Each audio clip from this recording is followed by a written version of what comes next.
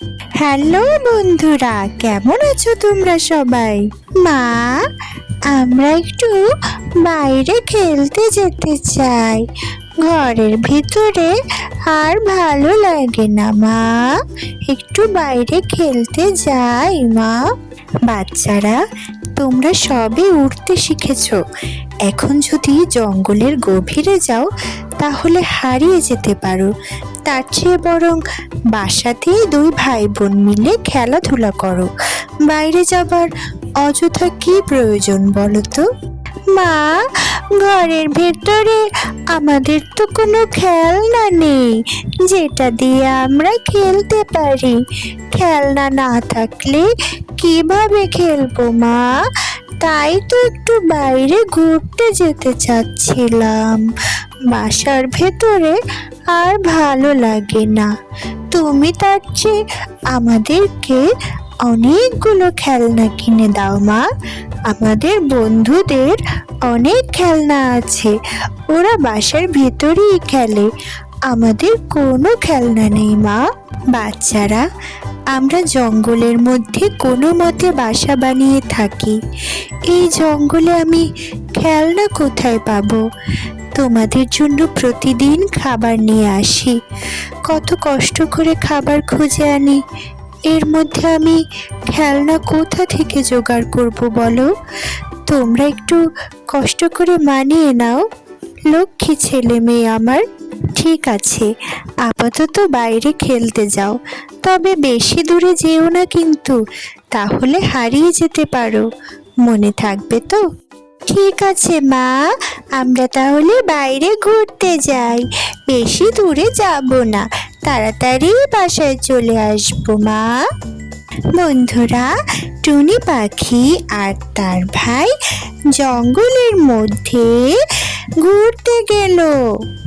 তারা জঙ্গলে এদিকে সেদিকে দুজনে উড়ে বেড়ালো। বন্ধুরা, বোন, আমার অনেক ক্ষুধা লেগেছে।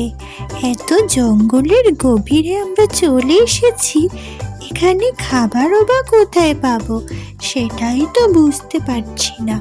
আমার চিকেন ফ্রাই খেতে অনেক ইচ্ছে করছে, কিন্তু জঙ্গলের মধ্যে চিকেন ফ্রাই কোথায় পাবো? এখানে তো কোনো দোকান নেই বোন। এখন কি করা যায়? আমারও অনেক ক্ষুধা লেগেছে ভাই, আমিও চিকেন ফ্রাই খেতে চাই। চলো আমরা দুজনে মিলে জঙ্গলের মধ্যে খুঁজে বেড়াই। যদি কোনো দোকান খুঁজে পাই তাহলে চিকেন ফ্রাই কিনে খেতে পারবো। আর এখানে তো কোনো দোকান নেই, আমাদেরকে আরো খুঁজতে হবে। আমরা তো চিকেন ফ্রাই খুঁজতে খুঁজতে একেবারে জঙ্গলের গভীরে চলে এসেছি। এখানে তো কোনো দোকান দেখতে পাচ্ছি না। এভাবে তো আমরা খুঁজে পাবো না। তাহলে দুজন দুই দিকে গিয়ে খুঁজতে থাকি। বন্ধুরা, হঠাৎ টুনি পাখি একটা ম্যাজিক গাছ দেখতে পেল। যে ম্যাজিক গাছে অনেকগুলো চিকেন ফ্রাই ছিল। বন্ধুরা, টুনি পাখি তো এটা দেখে ভীষণ অবাক হয়ে গিয়েছিল বন্ধুরা, যে গাছে কিভাবে চিকেন ফ্রাই হয়। টুনি পাখি অনেক খুশি হলো, তার অনেক ক্ষুধা লেগেছিল। সে তার ভাইকে গিয়ে পুরো বিষয়টা বলল। বন্ধুরা, ভাই, আশ্চর্যের বিষয় কি জানো? আমি জঙ্গলের মধ্যে একটা ম্যাজিক গাছ খুঁজে পেয়েছি, যে গাছে অনেক চিকেন ফ্রাই হয়েছে। এটা তো অবাক করার বিষয়, আমি কখনোই চিকেন ফ্রাইয়ের গাছ দেখিনি ভাই। অবিশ্বাস্য, তুমি সত্যি বলছো? চিকেন ফ্রাই কখনো গাছে হয় নাকি? এটা নিশ্চয়ই ম্যাজিক গাছ হবে। তুমি একটা ম্যাজিক গাছের সন্ধান পেয়েছো, কি মজা!